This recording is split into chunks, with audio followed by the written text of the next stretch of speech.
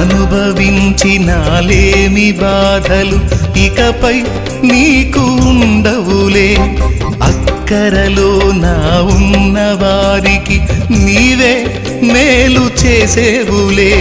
మొదట నీ స్థితి కొంచెమే ఉన్న తుదకు వృద్ధిని పొందునులే. మొదట నీ స్థితి కొంచెమే ఉన్న తుదకు వృద్ధిని పొందునులే.